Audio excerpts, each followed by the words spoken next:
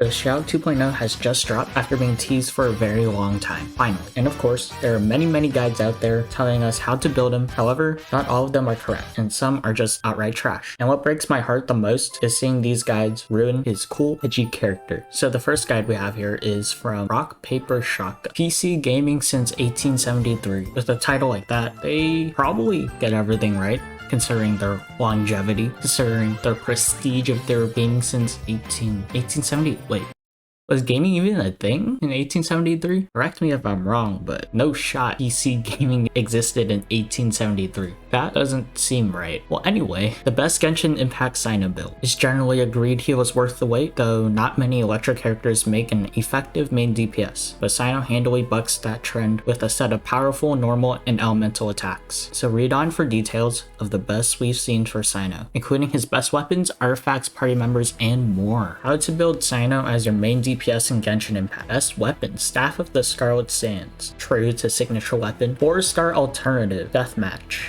Staff of the Scarlet Sands is a new polearm introduced in version 3.1, and unsurprisingly, it's an excellent choice of weapon for the version's brand new polearm wielder, Cyno. With his polearm equipped, Cyno will gain a huge percentage of his elemental mastery as an attack bonus, with another EM scaled attack bonus popping in for 10 seconds whenever Cyno's elemental skill hits an opponent. True, I mean, it's a signature weapon, of course it's going to be best in slot. However, a brand new 5-star weapon isn't necessarily the most attainable thing in Genshin Impact. True, especially if you just deplete your wishes getting Cyno in the first place. Even more true, the Deathmatch makes for a strong 4-star alternative for Cyno. It grants him increased attack when facing off against a single opponent, or a mixed increase to attack and defense when in the vicinity of 2 or more opponents. Yeah, Deathmatch is good for Cyno. However, he didn't mention this is a battle pass weapon. You need to spend money to get this. And don't forget, the whole point of an alternative is to spend the least amount of money, right? Don't go for like a Deathmatch, especially when you have other battle pass weapons to go for. Let's say a Viridescent Hunt, for example, or Serpent Spine. Those are even more busted.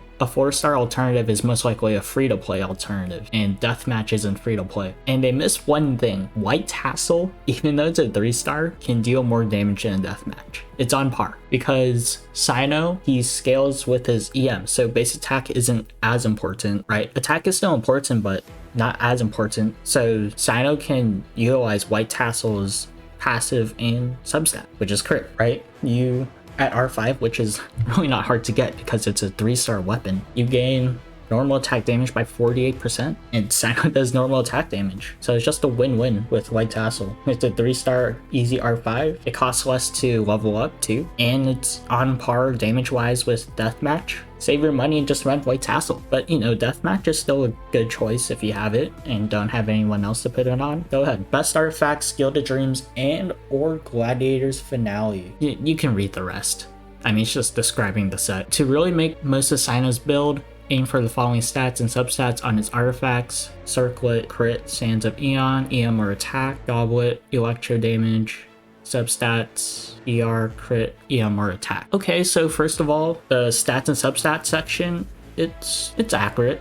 I mean, it's standard for a hyper carry kind of, right? Kind of what they scale on. EM or Attack with Sand, Circlet's always going to be crit unless you have a really busted EM Circlet with amazing crit stats, but that's like giga math. Just run crit. I mean, it'll make your life easier. Now, onto the artifact sets.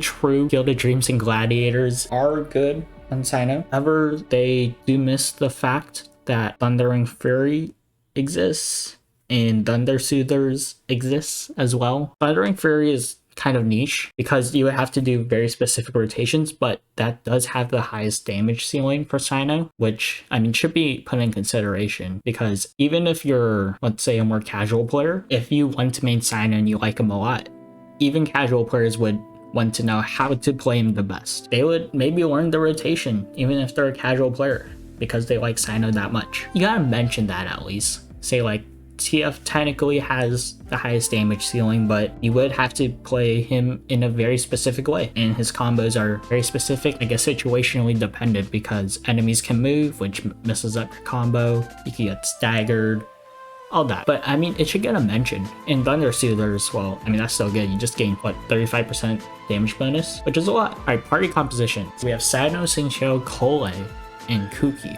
Whoa, okay. There's like a lot of things wrong here. Cyno is the correct part. Xingqiu can work, however, the other two are questionable. I mean, I love Cole and all. Her story is sad, tragic, but why run Cole over Dendro Main Traveler, which everybody has? I mean, Dendro Main Traveler applies Dendro better than Cole because they don't have a wacky ICD like Cole. And then Kuki, she can work, but you're trading off damage for heals, which if you want, yeah, sure. But if you want a more offensive option, then you can run Fischl. Fischl is great. I mean, yeah, sure, this can work, but it's kind of one of the lower damage teams for Cyno. Like, sure, and any team can work technically. They kind of synergize together, right? But, you know, if you want to recommend party compositions to a player that wants to know how to play Cyno, then might as well tell them the best teams. Technically, Cyno's best team is National, but you're not gonna pull Cyno for National. It is Cyno, Fischl, Dendro main character, and Zhongli. You don't need a healer because you have Zhongli, and Zhongli provides the resistance shred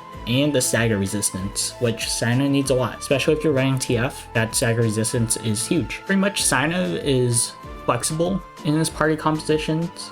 You can mix and match a lot of characters, but since they only showed one team, it's basically implying that this is his best team and the only team that can be played, which is definitely not true.